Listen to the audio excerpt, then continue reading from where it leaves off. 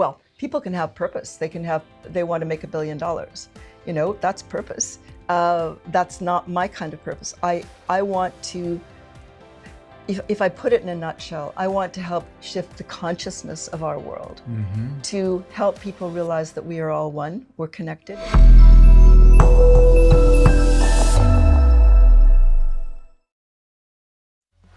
Welcome to the Retired Mindset Podcast, where soul meets body.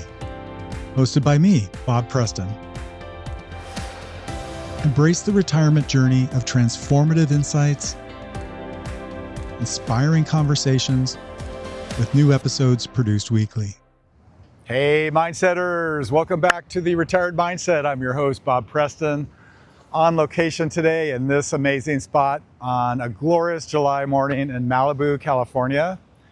Why Malibu, you might want to know? Well, I go where my guests are, and today, my guest and one of my favorite humans of all time, who I will introduce momentarily, has her office here in Malibu. So how cool and special is this? On this podcast, we explore what it means not to just live longer, but to thrive through what I call the 7 trails of holistic longevity: soul, body, vitality, nutrition, purpose, connection, and spirituality. And each of these trails is hugely personal to me and what I consider to be a representation of the essential dimensions of human flourishing, especially as we move into retirement and the next chapter of life. Today, however, we're focusing on one of the most important trails of all: purpose. Kathy Eldon is an author, journalist, film producer, speaker, and founder of Creative Visions Foundation. Following the tragic death of her son, Dan Elden, a gifted young photojournalist killed while documenting the conflict in Somalia, Kathy transformed unimaginable grief into a life of purpose, service, and global impact. Her journey reminds us that purpose isn't always found in comfort. Sometimes purpose is forged in adversity. Sometimes our deepest pain becomes the birthplace and foundation of our greatest contribution. You will find this episode hugely inspirational, so have a listen and enjoy my episode with Kathy Eldon. Kathy, so great to see you again. Oh man, this is just so fun. I'm the lucky one, come on. Oh, and it's so great to be here on location at Kathy's beautiful space called Creative Visions.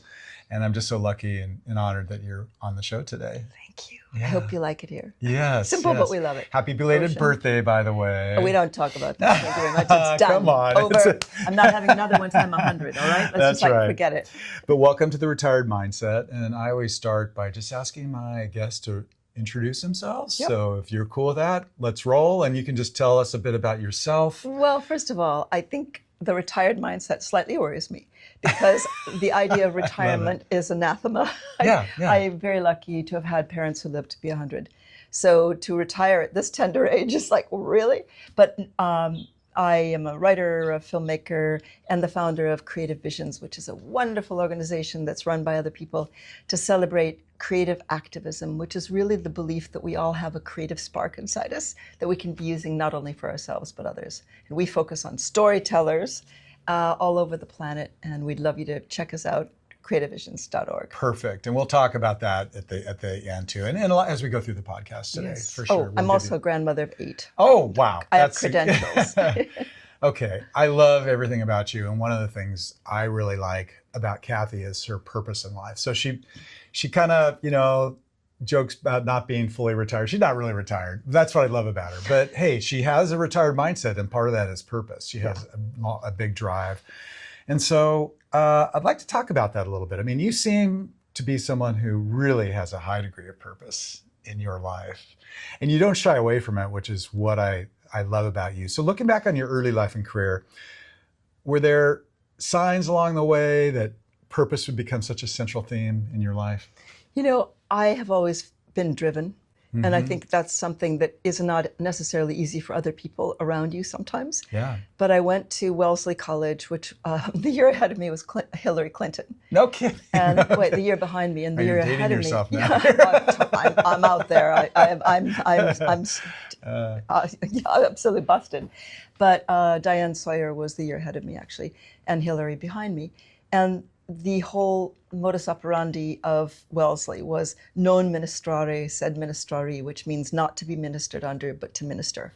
Okay. And so I think I grew up feeling like I never could do enough. I came out of a family of Methodists in Iowa who were very philanthropic and very community oriented. So it was always like, we tithed, you got $1 for your allowance and 10% of it was gone, like, really? That was a whole candy bar. But it sort of imbues something in you, an ethic. But I've always felt like I'm not doing enough. And it's always, a lot of it has been other directed. And again, I attribute that to my father. Yeah. And it was like, Kathy, it's okay to earn money because then you can give it away, but you should actually earn money before you. Well, money's a necessity. Yes. But you have to have passion and purpose in your life for it to be a meaningful one. Well, for sure. And he certainly had that. And he was an investment counselor, stockbroker. And he would make money for Mabel, who lived down the road. And he'd say, Mabel, we made $10,000 today. The Y needs a new gym. I think maybe if you want to give $1,000 and then I'll come on board and match it. He would maneuver these people that he made money for and make sure that he gave the money away. Probably 10% of it, I would imagine. Okay. So the way you describe yourself, it's almost describing yourself as a very driven person. Do you think there's a difference between being driven and purpose? I think, well, people can have purpose. They want to make $1 billion. That's purpose. That's not my kind of purpose. I want to, if I put it in a nutshell, I want to help shift the consciousness of our world to help people realize that we are all one. We're connected, and whatever we do in Cedar Rapids, Iowa, or here in Malibu has an impact. And I've been trying to do that probably in different ways for a really long time. I've made documentaries about journalists at risk, was the first documentary I ever made. Before that, I was a journalist in Kenya in the wonderful, largest newspaper, English language newspaper. And I wrote maybe 3 or 4 articles a week. And it was always about people who were making a contribution, whether they were artists or creators or small businesses.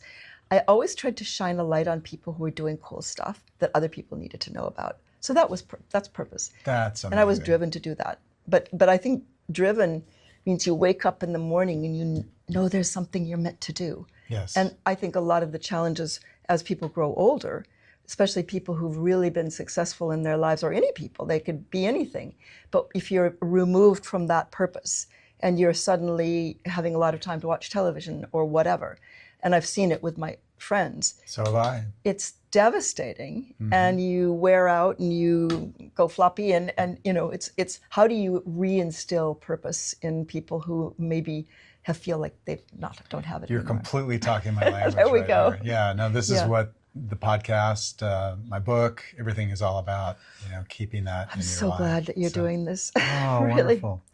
So I just love the fact that you've lived in other places, a lot of different places, and it's no big deal. Yeah, you're really not. We're real life here. We're on location, right? And you mentioned having lived in Kenya. Yeah. So I know you've lived in a lot of places, and so you've experienced a lot of different cultures, which is what I really like. And so, how did living and working in different cultures shape your worldview? Oh man. And understanding of, I guess, what matters most in life? Yeah, I think if you don't travel, and the beautiful time to travel is, of course, when you're retired and you have more time, but to try to do it before you are too old to be able to get on and off the bus. But to be able to travel is to see that whatever you were brought up with is a tiny glimpse of what worldview can be. Yes. And that the sooner you get away from feeling like, okay, that's the right way to do it, the more fun you're going to have in your life. And I think the smoother your life is going to go. No question about it. I was lucky because at the age of 13, my father sold whatever we had, stock, and took the family on the grand tour. And in those days, there was still like the concept of the Grand Tour, and we went to 11 countries. Oh, okay. Yeah. That was like, were you in a bus and all that kind of thing? He did it in an interesting way, because back in the day, American Express would organize trips. Okay. And they did it in a very upmarket way, which my father cottoned on to. By the end of Paris, we were staying in pensions and, you know, renting cars. But they had originally, it was really quite grand. And I'm so grateful that my father realized that that was not the way to do it, you know, that we needed to learn how to rough it. I remember when we were flying, actually went to Russia in 1960, which is literally when we were there 50 Americans had been there prior to me, for young people. Mm-hmm. And we traveled from Leningrad to Kiev, let's say, and the plane didn't have seatbelts. And it landed in the military airport, and we had to get off on a ladder, literally. So it was back in the day. We were in Berlin, and it was the beginning of the wall. They were just the inklings of the wall, and we visited people who had escaped or left in a little refugee center. And it just, you know, to realize how lucky I was as a 13-year-old who didn't have to worry about war, it was transformative for me. Right. But at that time, Cedar Rapids, Iowa, I could study 4 or 5 languages in school. So I was already taking Latin and French and German. And then later I took a bit of... and are you fluent in multiple languages today? I'm absolutely not fluent, but my accent's not bad. But I learned Afrikaans when I was in South Africa as an American Field Service student at 16. And I had to go to an Afrikaans school. They say that neuroplasticity is improved if you're speaking multiple languages. Absolutely. Yes. Yeah. So I should try to relearn those, but no. You know, that's so interesting. You talked about how, I think especially, well, both in retirement, but also as a young person, how influential different cultures can be. And I would say in all cases, when my children did that, my youngest daughter most recently went to Dublin. But I think my second daughter, I think it had the biggest impact on. She went to a religious, school, Point Loma Nazarene, and she went to Paris abroad for a semester, and she came back a completely different person. Absolutely. Completely different person. So exciting, yeah. And it was so fun to see that, and see them out meeting different people from different countries and experiencing different things, and it's just a fabulous thing, I think, for college kids who are curious anyway, right? And enjoying their new life. The more you can do that, the better, at whatever age. So I'd like to talk to you about Dan, if that's okay. Yes, so you have or had 2 beautiful children, right? Both Dan and Amy. And I guess what I'd like to do today is get into this, if you would be willing to share a bit about Dan. Yeah. Right? And I love the phrase you quote from him, or you quote yourself, that the journey is the destination. So maybe you can tell us about that. And what does that mean to you? Well, I think that anybody watching or listening knows that there is no real destination except maybe, the end of life. But the important part is to be fully present during the journey. And Dan was 22 years old when he was killed. This is my son. This is a book about Dan that was published in 1998 and sold nearly 2,000 copies. He was a young artist, and you can potentially see some... And journalist, right? Photojournalist. Yeah, he became a photojournalist with Reuters News Agency. He was the first to go into Somalia and find out that there was a terrible famine that was impacting tens of thousands of people, probably hundreds of thousands of people. He did thank you. He did the photographs that awakened the world to this terrible famine. And he stayed on in Somalia for another year as the country spiraled into civil war. And he was sharing the story of that terrible war. On the day that he was due to leave Somalia, there was a bombing by UN forces of a house where they believed a warlord was hiding. Warlord wasn't there, but the UN under American authority bombed the house and killed 80 people and wounded another 200. My goodness. And when the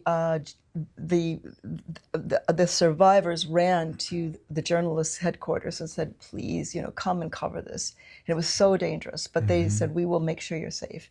So the journalists arrived, and when they got on the scene, there were, hundreds of people clustered carrying away people in wheelbarrows.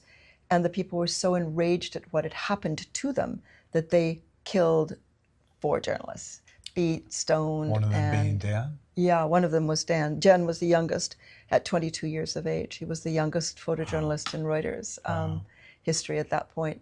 So that was my awakening to I knew about the dangers to journalists, of course, because I'd been especially in war zones. And I'd urged him to leave about 2 weeks before. And he said, Mama, don't ask me to leave.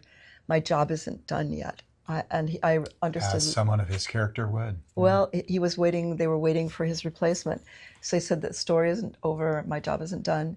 And please don't ask me to leave. And then I had the choice, as we all do as parents, to, condemn him or say, you must. I said, okay, Dan, I'm so proud of you. You're living the life of your choice. I'm so proud of you and I love you. And we agreed to meet 2 weeks later. And then, he was killed.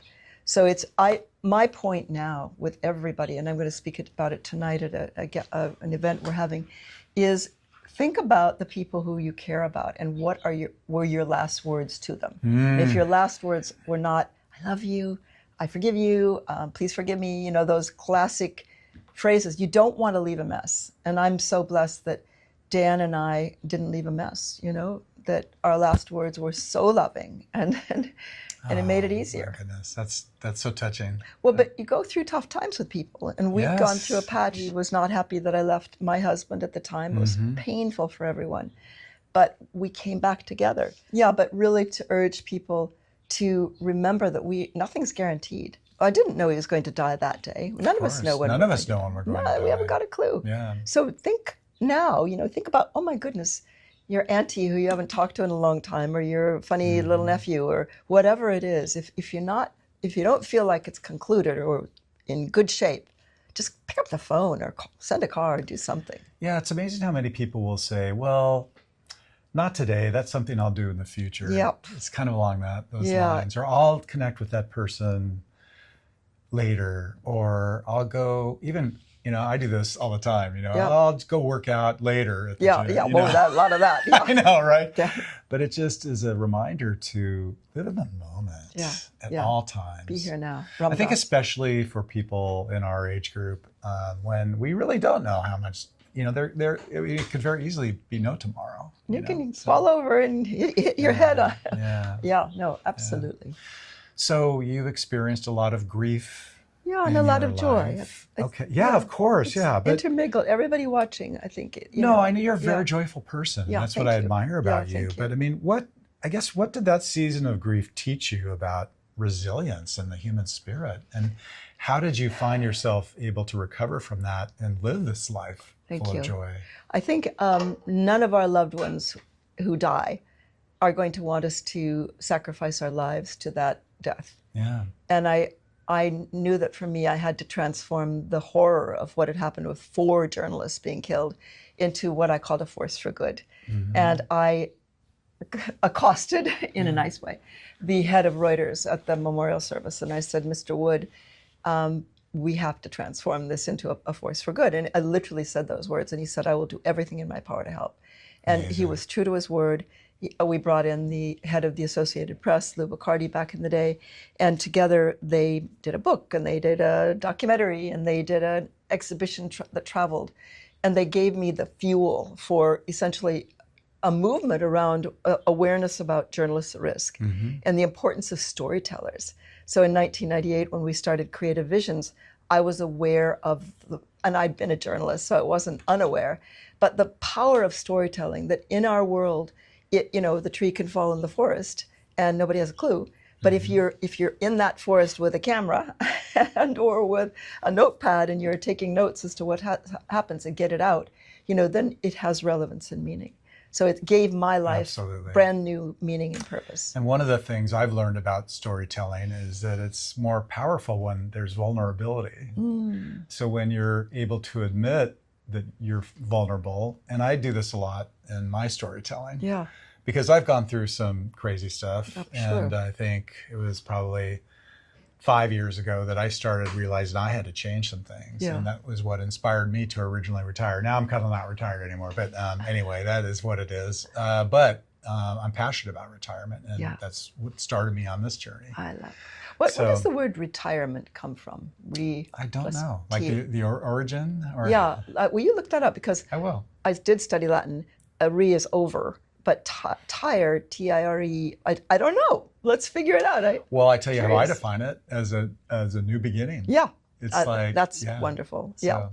So, Kathy, I think another thing that's very apparent here is that you've used that purpose and determination as part of your healing. So what role and when did you begin that sense that purpose might become part of that healing? It sounds like it was very soon after Dan's death. Interestingly enough, I doodle. And I don't even say I draw. Did Dan. Yeah, exactly, Dan. Right. Well, for sure. I am an inadequate doodler. He was a highly proficient doodler or artist. Right after Dan's death, I drew a lot of grieving characters, and it was for me creative. I've seen some of your doodles. Yeah, my doodles. Thank you, from Boundless, that little book. And your other book too. Yeah, thank you. Your Restless Spirits. Oh yes. Oh, I don't know if I had any drawings in that one, in the Heart of Life. That one. Yeah. I think for me, just getting it out and expressing in whatever way. And some people will write poetry, or they'll write music, or they'll. But for me, that early on in my journal, just getting words out and drawings was important. And then Amy and I, 2 years into after Dan's death, when everybody says, the first year, you'll go back Thanksgiving and Christmas and you'll be much better. That's rubbish. I've not met a single person who felt better after a year. I really urge you to not be afraid of claiming the fact that you're not better after a year. And that into the second year, Amy, who at the time of Dan's death was just turned 19, dropped out of college, and then she re-enrolled a year later to go to Boston University to become a peace correspondent, not a war correspondent. But she was desperate and called me and said, I can't remember his voice, I can't remember the stories that he told, it's all getting hazy. And I said, I called it an angel catcher, write down stories and anything at all that you can remember about Dan. And she came back from college with this little jammed book full of pictures and thoughts and stories. And I realized it was a good idea. And so we actually created Angel Catcher right there, that book, the blue one. Make sure I'm not in the way here. That's beautiful. That's now a bestseller. It's still selling after all these years. And a journal of loss and remembrance. How wonderful. It became the precursor to a whole series. The one behind it, the blue one, is a journal to help you become who you really are. And that's about purpose. Fantastic. Interestingly, it just reminds me of that. These were the ones that... So we did Angel Catcher, Soul Catcher, about finding purpose in life. And then when we didn't have the right men in our lives, we did Love Catcher. So out of the original pain of loss came a book series. And a new purpose. A new purpose and a husband. I mean, imagine that. And it's interesting because grief doesn't necessarily always have to be connected with somebody's passing either. That's what I'm finding. Times come up in life where all of a sudden something is taken away from you. It could be the loss of a friend. Yeah. I know my last daughter is in college at UCLA, and I'm very involved in a parent group there, UCLA Parents Council. And so many of my friends almost grieve the fact that they're empty nesters, but then they realize, okay, well, this is kind of cool. But there's that sort of, everything I've done for, it's kind of gone. Oh, it's so hard. And so I think it's really important to recognize those things. Yeah. I remember grieving for a solid year before each child went away to college. And then it's quite remarkable because once they're gone, you kind of figure it out. But man, that's a hard transition. Yeah, it is. Yeah. And kind of being comfortable letting them fly. Yeah. And how do I want to put this, sort of being okay with that, letting them discover themselves and not hovering as a parent, hovering. Which we were used to, right? Well, especially now, my goodness. Yeah, yeah, for sure. So this is an interesting question. You talked about purpose and how much there was in your childhood and with your parents. Do you think that purpose is kind of God-given or divine, or do you think it's kind of discovered or created along the way? Where do Where do you see purpose? I think you having role models is really important. And a lot of people probably do not have the privilege or gift of growing up with role models who model behavior. And we can look at political leaders who maybe grew up with role models who maybe weren't ideal, who weren't, and all varieties of people who grew up with role models who we wouldn't necessarily want to have them model. Sure. So to have the kind of role models that give you a twinkle in your eye. And my father, my mother is up there with her arms outstretched at probably 85. My father was playing tennis at 93, nationally ranked at Wimbledon. No It's like, really? Yeah, he was nationally ranked at Wimbledon at 93, or internationally ranked. But to be able to have a role model is really helpful. And so if you haven't got a role model, then I think you look around. And find a mentor. Find a coach. Yeah, sure. Somebody or a good friend who you can depend upon. Who makes your eyes sparkle. And for me, Jane Goodall. Oh my goodness. Oh my goodness. Oh my goodness. Especially with your background in Africa. Well, and just that incredible woman who she was little, incredible. She didn't suffer fools. She was so awesome, but she could captivate a 5-year-old and talk about someone with purpose. Yeah. Oh my goodness. Right to she was going to be speaking at Pasadena High, and my granddaughter Arabella, age 10, was going to be hearing her, and they were all sitting waiting for her. 1,000 kids were waiting for her, and she had died. And so it became a lesson in grief and death for these little kids. But imagine that. Right? I think, was she 93? I can't remember. I think so. Oh, her age was when 93. I can't remember when it was just 2 or 3 years ago, right? Recently. Maybe last year. Yeah. What would you say to somebody who is in retirement or maybe thinking about retirement or at a stage in their life where they've lost purpose? Yeah. And what would you do to encourage them and how to find it again? I love that question. I wrote a poem. I have a book called Boundless, which is coming out next year. The Boundless that I did is the precursor for it, but it's gone. You can't even find it anymore. But I wrote a poem about why is my creative tap run dry? This wonderful fuel of creativity and inspiration. Why is it no longer working? I do everything right. I go to bed at 11 and get up at 7. I eat sensible foods. Why would I not be full of inspiration? Well, essentially, you're boring. You're just boring. Come on, you are not boring. No, but you're the least thing. But when I get in that mode, it's like, well, I do everything the same. I go to the same coffee shop. I'm, looking at my phone. Whatever. Just shake it up, man. Love that. Jump on the train. I'm hoping to go this weekend. I haven't done it for such a long time, but LA actually has a train system, and we can go to the LA County Museum of Art and go, do something. And I'm essentially, if I'm not working, I'm kind of boring. And, you get hooked on some sort of television series or just nonsense or streaming. And I think we just have to shake it up. We don't want to be boring. That's not a good role model, is it? No. You're not boring. No, You're so not boring. I am not boring. But I do have writer's block. I'm working on a book, and I'll just get to the point where, oh my gosh, I just need to refresh. And so I'll hop on my bike and ride on the Strand, down to Marina Del Rey or Venice or something. Kidding. Yeah, and then I come back an hour or two later. I'm like, okay, let's go. Yeah, let's do this. Let's do this. That's so funny. You're very impactful with your sense of purpose. But how, for the average person, does purpose need to be impactful to that degree? No. I think you could grow the best damn orchids in the world, Right? Very quietly in your little back bedroom, with a window. I think I don't say ever that you have to start anything, just don't worry about starting anything that's external to you. But what do you love? What do you love? What gives you an enormous joy? And it could be making the best plum jam. I just made plum jam the other day. That came to mind. But whatever it is that makes your eyes sparkle, just enjoy that journey. The journey is the destination. Go for it. Wake up with purpose. You're going to, make 5 things of plum jam and give away 3, or I don't know.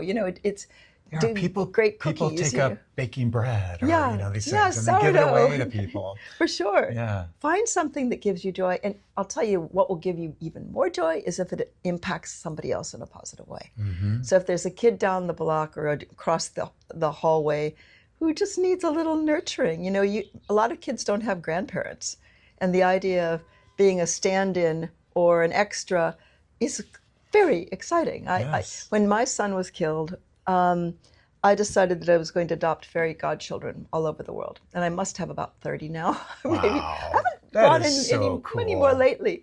But they're special people in my life. Do you know them all personally? Or these sure. people? No, I choose them. Because, there's a way to support people from afar. I choose them. Or become, pen pals, so to speak. Oh, yeah, totally. They're all over the planet and they're very grown up. But I also am helping for so little money, put a number of kids through school and college, university in Kenya.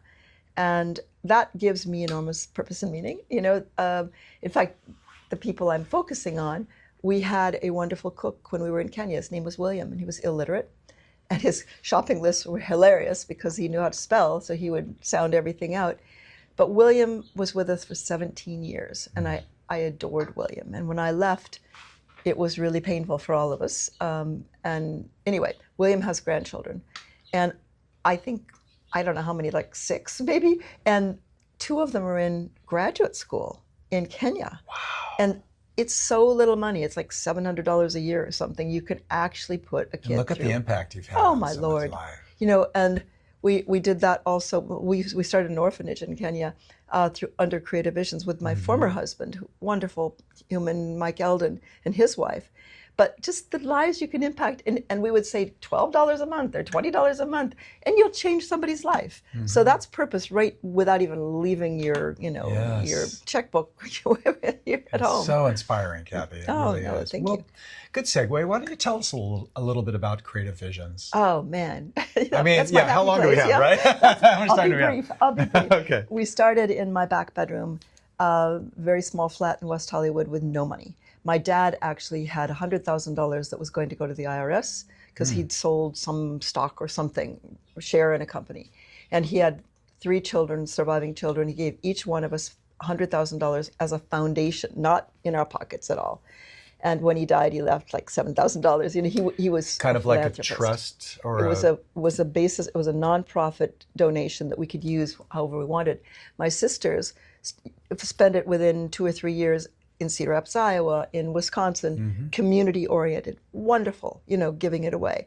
I started Creative Visions Foundation, and now in our, I don't know what, it was 1998, now in our 28th year, we've given away money that passes through us. Right now it's $12 million a year, comes through us just for our fiscal sponsorship program. So we enable that money to come through us.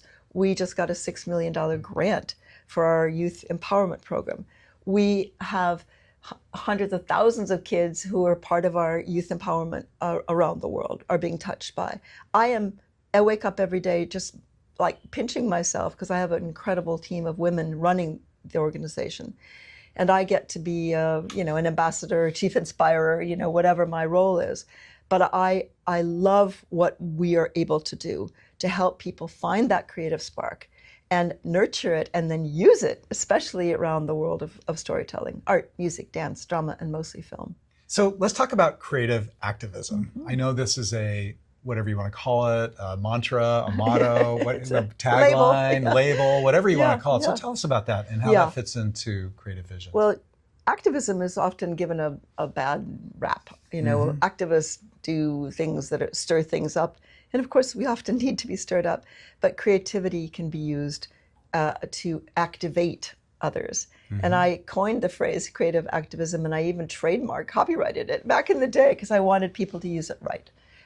So I would like to think that we're all creative activists, that we use our creativity to activate that part of ourselves that wants to do good things in the world, good things not only for ourselves, but also for others. So you don't necessarily mean dissenting and getting out there and marching and being an activist. Yeah, I don't think an activist has to be against. I think we can we can really be for. Yeah. I'm against injustice of any kind, but I'm for, humanity, and I'm for youth empowerment, and I'm for the environment being safe and air being safe. I'm really for the future of kids. I think if we framed everything, especially for our generation, around the future of our grandchildren, that everything would shift. I think a lot of the rhetoric and the nonsense about, glycosify, we don't want our children to be poisoned. We want forever chemicals to be removed. Yes. And it's not about big business. It's just about the future of kids. Yeah. Do we want them to breathe? Do we want them to eat it properly? Well, I think we got a lot of work to do to take care of our future kids and our future, heirs and whatnot. So I'd like to, I guess, change the topic a little bit and make a shift here. As you know, I'm a big advocate for holistic longevity. We talked about that before I got started, before we got started today. And do you believe that purpose contributes to holistic longevity? I mean, it's one of my trails in my model. I've told you a little bit about that. So what do you think of that? Holistic just means all of it. Integrated, sure. Integrated, all of us.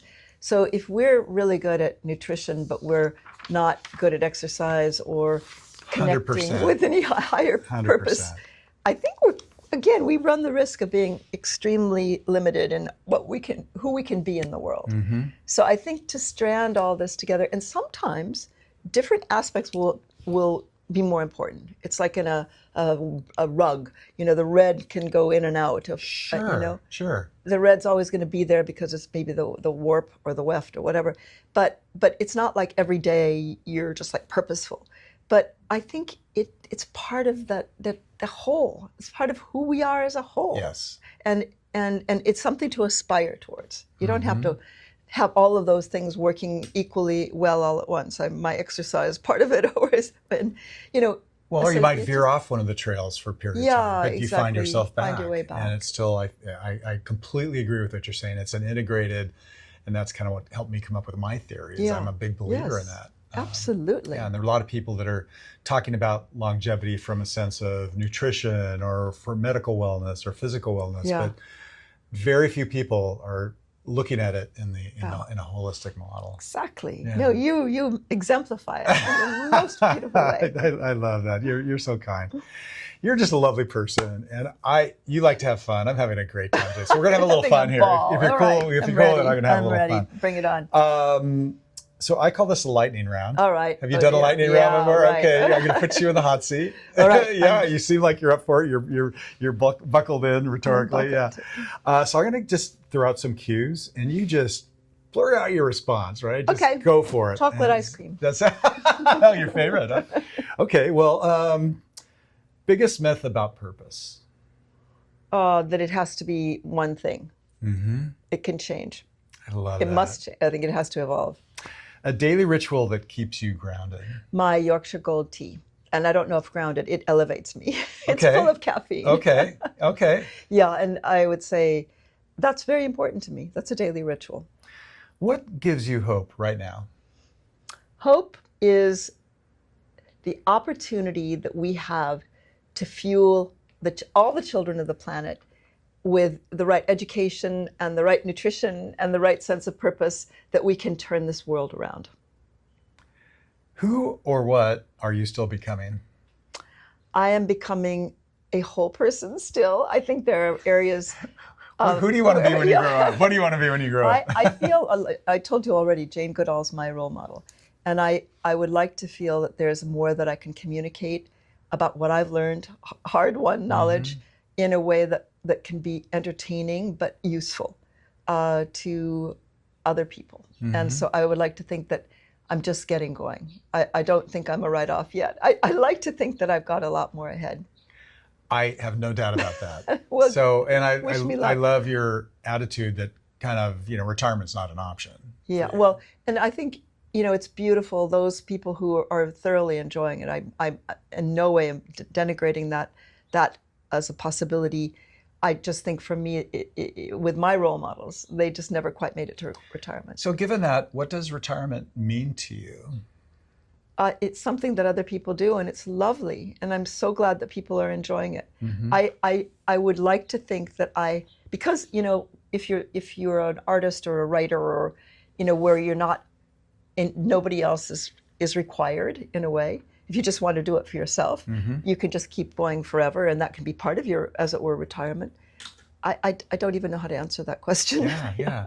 Well, I think you have. I mean, for you, whether you want to call it retirement or, you've done so many different things and you're filled with purpose. And I think, even with what I've done in my short retirement, it's always been with purpose and connectivity and community and all those kind of things. I mean, right. that's what it's all about. After the age of 55 is probably why people know me more than before the age of 55. Yes, because right. I've done a whole load of films and a whole bunch of books and, mm-hmm. the foundation. So it's like, I'm just trying to think of people who, after the age of 75, Picasso and great composers, and there are all sorts of remarkable role models for us, of business leaders. But Kathy, that's why I call it the retired mindset.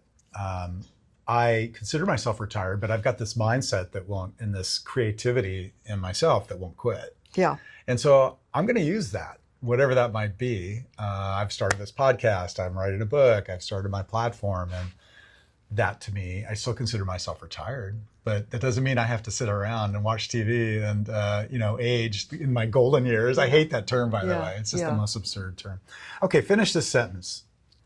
A meaningful life is... one where you are aware that a lot of the joy and meaning comes from your interaction with others and what you can offer others. Love that. Now, in the interest of time, we need to wrap up today, but I'm having a great time. You and I could sit here, I think, and chat all day. And so maybe we'll continue. I want to turn the tables on maybe you. Well, someday I'm sure you'll have a chance to. But I'll see you tonight, so we can talk more tonight. But we need to wrap up. And so be that as it may, what final message would you leave for our listeners about purpose, I guess, at our age group or in the next chapter of life? I mean, I think some people who listen and watch and read the book are going to be in their 30s and 40s because they want to prepare for or train. Mm-hmm. I call it training for retirement. Yeah. I would say the best is yet to come. Just make that true. I love that too. And if listeners wanted to learn more about you and Creative Visions Foundation, where can they find that information? Yeah, for me, it's kathyeldon.com and creativevisions.org. You'll find lots and lots. Dan Elden collection. You can learn about Dan's art, which is on every wall here. And thank you very, very much, Bob, for giving me this opportunity to share. It's been amazing. Thank you so much for being on the show. And I'll share those links with our listeners and the podcast notes and also to the foundation. And I'd like to share some of Dan's artwork too. So if you'll share that with me, I'll Can't feed wait. that in. Kathy, this has been so fascinating. I loved every minute of our conversation. It's everything I was hoping for today. So I hope it met your expectations for taking your time. Him on my podcast. Unbelievably relevant for our listeners and audience and anyone in retirement or someone who's, like I mentioned, who's looking to retire. So I think it's just fantastic. Your work is just helping us understand that purpose, it's not optional. Nope. Right? Nope. You have to have it in your life. It's a foundational piece of what I advocate for. And to your point, it has to be part of this integrated, what I call holistic approach. And so I guess to our listeners today, if any of this today resonated with you, share it with a friend. I think that's kind of our obligation, is to be out there, be leaders, be sharing, inspire others, right? By sharing the podcast, sharing more about Kathy, or better yet, reach out to someone you've been meaning to reconnect with and say hello.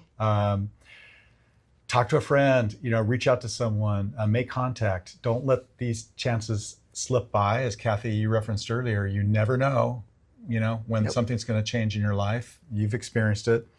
But until next time, Mindsetters, thanks for joining us. And remember that in retirement, soul meets body. Thanks so much, Kathy. Thanks again. Thank you. Thank you. As we wrap up today, a quick plug to please pay it forward by sharing this episode with a friend. And if you like what you heard, please subscribe to get access to all of our future episodes. And always remember that in retirement, soul meets body.